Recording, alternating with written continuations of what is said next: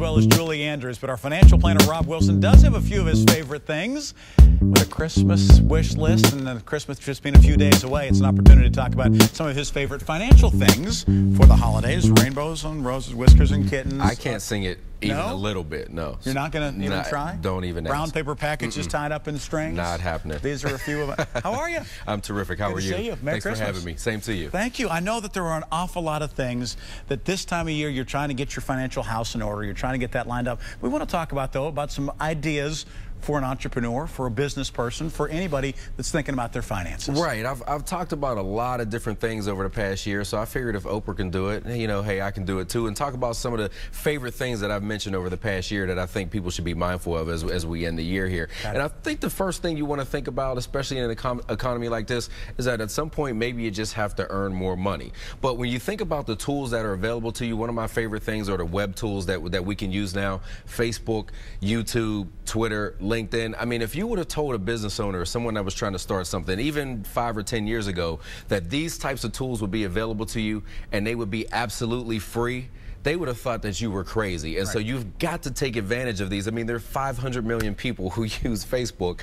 I mean, some of those people, I'm sure, want to buy something from you. So you've got to use those tools. They're absolutely my favorite. Craigslist is also one of my favorites as well. You can use that to find jobs. Now, when you're trying to figure out what you can do and how to use your expertise, there are a couple of great websites out there. One is guru.com and another one is elance.com. So you can get on there. Guru.com, and you can go on there and you say, hey, I'm good at math. Or I'm good at programming. So let's see who's out there looking for programmers or who has a project where they may need a little extra help. And that's a great way to start a primary business or a side business to help you earn, you know, more money in this economy. And there's another great website came out called Kickstarter.com.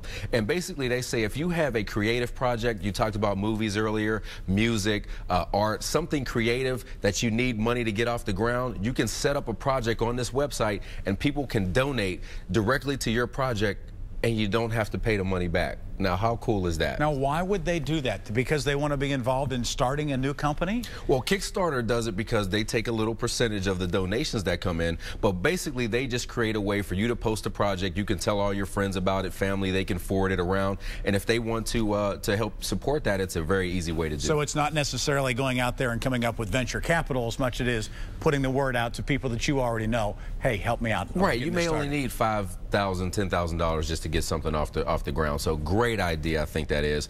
And another one of my favorite things is sometimes you need a book to help you get going. There's a great book out there called Crush It, Why Now is the Time to Cash In on Your Passion. It talks about using these tools, Facebook, YouTube, Twitter. And this guy, Gary Vaynerchuk, who wrote the book, took his wine business from $4 million to $50 million a year just by using these tools. So really good example. Exponential growth there for certain. When it comes to saving, when it comes to finances, when it comes to planning for next year, are there certain things that you need to be looking to put under someone's Christmas tree? Have to pick up some tools to get your things in order. I like using personal finance software. The best one out there is Quicken, and they also have a companion product called TurboTax. So the year's almost over. You got to start thinking about paying Uncle Sam. Use TurboTax to get those things in order. You want to also monitor your credit, see what's going on with that. Don't forget to go to annualcreditreport.com. You're entitled to one free credit report every year from all three. Each of the three bureaus. All three of the major bureaus. So annual, not the one that has the crazy jingle. Right. Annualcreditreport.com.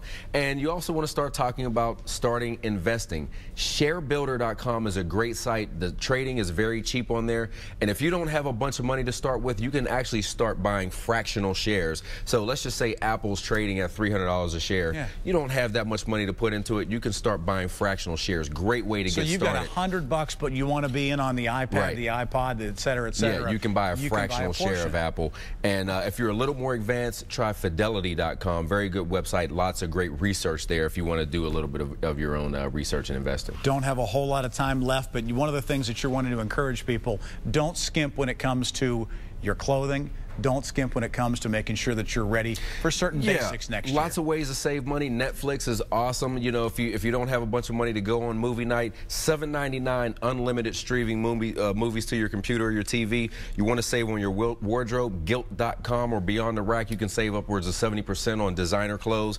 Transportation, Jetsetter.com, save on vacations. Zipcar, you see them sort of outside of the big major buildings here where you can just rent a car very quickly. And Swapalease.com. you can take over someone's lease if they maybe got in over their head and want to get out of it. You can take it over, save a lot of money. And not necessarily feel like you're then being wrapped up in the Right. big leases, et cetera. Right. All right, very good. Hey, great Thanks to so see much. you. Happy holidays Thank to you you. very much. Rob Wilson here from Blazer Capital Management, talking about some of the great ideas and ways to think about money on this Monday morning.